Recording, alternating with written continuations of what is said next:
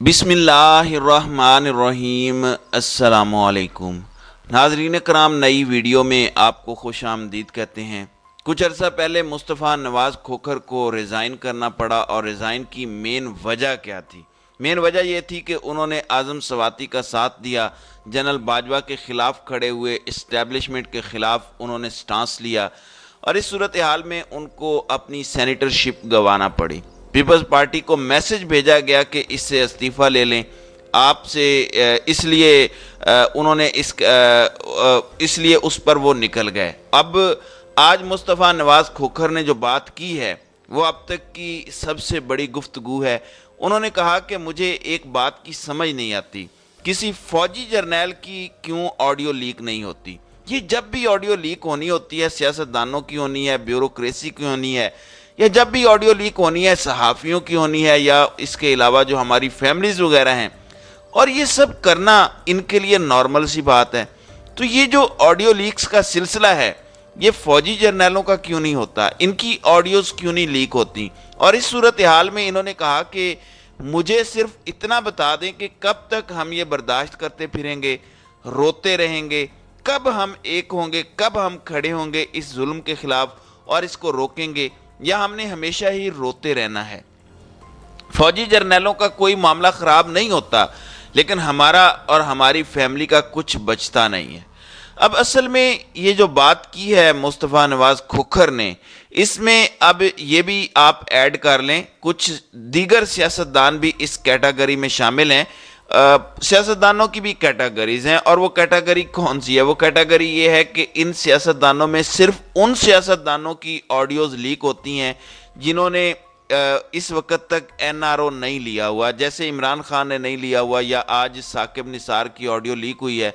बच्चे बच्चे को पता है कि करने वाले कौन लोग हैं, किसको नहीं पता? पाकिस्तान का बच्चा बच्चा जानता है कि ऑडियो कौन लीक करवा रहा है, माइक कौन लगवाता रहा है। खुद जनरल बाजवा ने एडमिट किया हुआ है, दूसरों को क्या कहना है? अब जो सूरत हाल पैदा हुई है, पीपल्स पार्टी की ऑडियोज लीक नहीं हो रही क्योंकि वो कठपुतली बने हुए हैं। जिस दिन जरदारी कहेगा कि मैं ईंट से ईंट बजा दूंगा, जिस तरह उसने राहील शरीफ के खिलाफ तकरीर में कहा था, आप देखिएगा अगले रोज ही उसकी 10-12 ऑडियोज रिलीज हो जाएंगी, 10-12 लोग उनके खिलाफ बात कर रहे होंगे। डाटा सबका इकट्ठा होता है, सबका जमा होता है, रिलीज तब करना होता है जब ज़रूरत हो। असल में होता यह है कि पहले आप इनको ज़ाती तौर पर भेजते हैं, ये देखो ये तुम्हारी ऑडियो है, मान जाओ वरना रिलीज़ कर देंगे। जब वो डर जाते हैं तो मीडिया पर नहीं आती, लेकिन अगर वो नहीं डरते तो फिर मीडिया पर रिलीज़ कर दी जाती है। यानी ये पाकिस्तान की तारीख का ऐसा तमाशा है जिसकी मिसाल नहीं मिलती। अब ये देखना है कि मुस्तफ़ा नवाज़ खोखर गिरफ्तार कब होते हैं, उन पर गद्दारी के पर्चे कब दर्ज होते हैं, और उनके खिलाफ कार्रवाई कैसे होती है, उनको जेल में कब डाला जाता है। क्योंकि मुस्तफ़ा नवाज़ खोखर, एतजाज़ एहसन और लतीफ़ खोसा ये वो लोग हैं जो असल में बागी हो चुके हैं इस सियासत से। इमरान खान ने तो लतीफ़ खोसा और एतजाज़ एहसन को ओपनली कह दिया है कि आप हमारी पार्टी में आ जाएं, आपका पीपल्स पार्टी में कोई काम नहीं है। वो एंटी इस्टेब्लिशमेंट माइंड सेट के हैं तो उनको यहाँ आना चाहिए।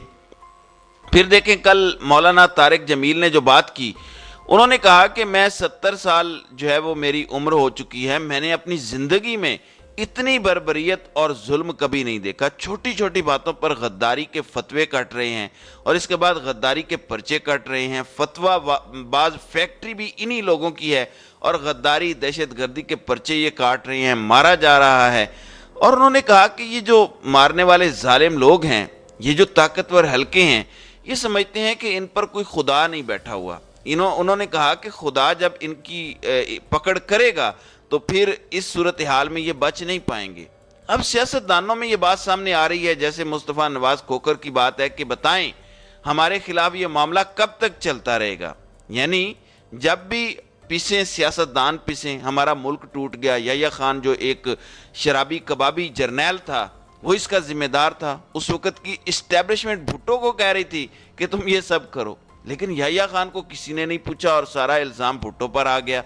और वो इसमें कसूरवार था भी, क्योंकि आज जिस तरह शहबाज शरीफ जनरल बाजवा का मोहरा बना हुआ है, उसी तरह भुट्टो इस्टेब्लिशमेंट का मोहरा बना हुआ था और शेख मुजीबुर रहमान पर اسی طرح غداری کے فتوے لگے، اگرتلا سازش اور اس طرح کے مقدمات ہوئے، تو اس وقت بھی اس طرح کی ہی صورتحال تھی۔ عوام نے اس کو ووٹ دیا تھا جس طرح آج عمران خان کو لوگ ووٹ دے رہے ہیں، اور اس وقت اس کو غدار ڈکلیئر کیا گیا اور ملک ہمارا ٹوٹ گیا۔ لیکن ان لوگوں کو جو اصلی ذمہ دار ہیں ان کو سزا نہیں ملی۔ آپ اندازہ کیجئے، جنرل عاصم باجوہ، ان کی پاپا جونز کی 200 کے قریب کمپنیاں ہیں اور ان کا سکینڈل آیا لیکن کوئی سزا نہیں ملی۔ جنرل باجوہ کی بہو کا 12 ارب روپے کے ایک پلاٹ کا مقدمہ آیا لیکن کوئی پتہ نہیں ہے۔ اصل میں مصطفیٰ نواز کھوکھر جو بات کہہ رہا ہے وہ سچ پر مبنی ہے۔ اس وقت پیپلز پارٹی کے اندر ایک ریزسٹنس پاور پائی جاتی ہے۔ پیپلز پارٹی کے اندر شروع دن سے جب سے بھٹو کو لٹکایا گیا، یہ پارٹی اینٹی اسٹیبلشمنٹ سمجھی جاتی تھی۔ بے نظیر بھٹو اینٹی اسٹیبلشمنٹ تھی، ان کی 2 دفعہ کی حکومت اس وقت کی اسٹیبلشمنٹ نے گرائی تھی۔ بے نظیر کا مائنڈ سیٹ مشرف کے ساتھ بھی وہ ڈیل نہیں کر پائی تھی، وہ یہ سمجھتی تھی کہ اسٹیبلشمنٹ ہمیشہ سے ان کے خلاف ہے۔ لیکن زرداری نے آ کر ایک نیا چیپٹر شروع کیا۔ جنرل کیانی تک وہ اینٹی اسٹیبلشمنٹ تھا، دیکھیں مشرف اور کیانی نے ڈیل کی اور امریکہ اس میں کود پڑا۔ اس دور میں وہ اسٹیبلشمنٹ کے خلاف تھا، اور آپ جانتے ہیں کہ اس کے بعد جو ایبٹ آباد آپریشن ہوا، پھر میمو گیٹ سکینڈل ہوا، تو آصف زرداری راحیل شریف تک کہیں نہ کہیں اینٹی اسٹیبلشمنٹ تھا۔ لیکن اس کے بعد جب اس کا ایان علی کیس کھلا، اس کے بعد دیگر کیسز کھلے اور ایسے ایسے کیس کھل گئے کہ جس کے بعد آپ سوچ بھی نہیں سکتے کہ کیا ہو سکتا ہے، تو پھر آصف زرداری نے فیصلہ کیا کہ نہیں، اب اینٹی اسٹیبلشمنٹ والا چیپٹر کلوز کرنا پڑے گا، اور اس کے بعد اس نے جنرل باجوہ کے ساتھ پرو اسٹیبلشمنٹ رول پلے کیا اور جوتے پالش کرنے شروع کر دیے۔ اب اس کے بعد زرداری کے کیسز بند ہو گئے، لیکن پیپلز پارٹی کے اندر کئی لوگ ایسے ہیں جن کی سوچ وہی ہے، کیونکہ زیادہ بینیفیشری تو آصف زرداری تھے، تو آصف زرداری کا معاملہ کلیئر ہو گیا کہ چیزیں کس طرف جا رہی ہیں، حالات کس طرف جا رہی ہیں۔ یہ سارا معاملہ جب تھا اس میں آصف زرداری کو بڑا جھٹکا لگا تھا اور آصف زرداری کی چیزیں بہت زیادہ خراب ہو گئی تھیں، لہٰذا اس صورتحال میں آصف زرداری کو لگا کہ میں بچ نہیں پاؤں گا، اس نے ڈیل کر لی، اس کے کیسز معاف ہو گئے۔ لیکن پیپلز پارٹی کے اندر سوچ پائی جاتی ہے بہت زیادہ کہ کب تک یہ تماشا چلتا رہے گا۔ آپ جانتے ہیں کہ پیپلز پارٹی کے اندر یہ سوچ پائی جاتی ہے کہ ہمیں الیکشنز میں جانا چاہیے، کیا مسئلہ ہے، ہم کیوں نہیں جاتے۔ آصف زرداری کو بھی وہ دیکھ رہے ہیں۔ اب مصطفیٰ نواز کھوکھر ہوں یا دیگر، انہوں نے مستقبل قریب میں پی ٹی آئی جوائن کرنی ہے۔ اب یہ آوازیں پیپلز پارٹی میں بلند ہو رہی ہیں، جس دن یہ پی ٹی آئی جوائن کریں گے آپ دیکھیں گے ان کے خلاف کیس ہو جائے گا۔ عمران خان تو بار بار کہہ چکے ہیں اعتزاز احسن کو اور پیغامات بھیج رہے ہیں کہ پی ٹی آئی میں آ جائیں۔ اصل میں جنرل باجوہ نے زرداری کو کہا تھا کہ تم اعتزاز احسن کو پارٹی سے نکال دو، جب وہ آرمی چیف تھے۔ اس وقت اعتزاز احسن نے سٹینڈ لیا تھا، تو اس پر آصف زرداری نے جنرل باجوہ کو پیغام بھیجا کہ میں خود اس کو پسند نہیں کرتا، لیکن اگر میں نے اس کو نکال دیا آج تو میں اس کو تھوڑا بہت کنٹرول کر لیتا ہوں پارٹی پالیسی کی بنا پر کہ یہ پارٹی پالیسی ہے، لیکن اگر وہ وقت آ گیا کہ یہ عمران خان کی پارٹی میں چلا گیا تو پھر وہاں سے یہ کھل کر بولے گا، تو بتائیں اس وقت آپ کیا کریں گے؟ اس وقت تو کوئی روک بھی نہیں پائے گا۔ اگر اس وقت یہ کھل کر آیا تو آپ بچ نہیں پائیں گے، لہٰذا اس وقت جنرل باجوہ ڈر گیا۔ جنرل باجوہ ایک بزدل جرنیل تھا، جو شخص انڈیا سے نہیں ڈر سکتا، جس نے فضل الرحمان کو نیب کے تھرو گرفتار کرنے کی کوشش کی تو فضل الرحمان نے کہا کہ ہم تمہارا وہ حشر کریں گے جو امریکی فوج کا افغانستان میں طالبان نے کیا تھا، اس پر وہ ڈر گیا۔ تو یہ صورتحال تھی۔ اب اصل میں سیاستدانوں میں یہ بات آئی ہے کہ ہم لوگ اکٹھے کیوں نہیں ہوتے، کیوں ہم سب کی آڈیوز لیک ہو رہی ہیں، ہماری فیملیز کی ہو رہی ہیں، ہمارا معاملہ خراب ہو رہا ہے۔ یہ اصل وہ کہانی ہے جو اب ان کو سمجھ نہیں آ رہی اور ان کو یہ معاملات اب سمجھنے ہیں۔ اب اگلے کچھ عرصے کے اندر حالات کچھ اس طرح ہونے جا رہے ہیں کہ سارے سیاستدان ایک ساتھ کھڑے ہو جائیں گے اور یہ سوال اٹھے گا کہ پیپلز پارٹی کی آڈیوز کیوں لیک نہیں ہوتی، جس طرح مصطفیٰ نواز کھوکھر نے کہا کہ کسی جرنیل کی کیوں نہیں ہوتی۔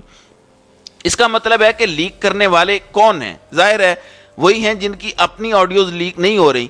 تو اس پر اب مصطفیٰ نواز کھوکھر اور دیگر سیاستدان کھڑے ہو رہے ہیں کہ اب فیصلہ ہو کر رہے گا، یا آر ہوگا یا پھر پار ہوگا۔ تو ناظرین کرام، آپ کی اس ویڈیو کے حوالے سے کیا رائے ہے؟ آپ اپنی رائے کا اظہار کامنٹ سیکشن میں ضرور کیجیے گا۔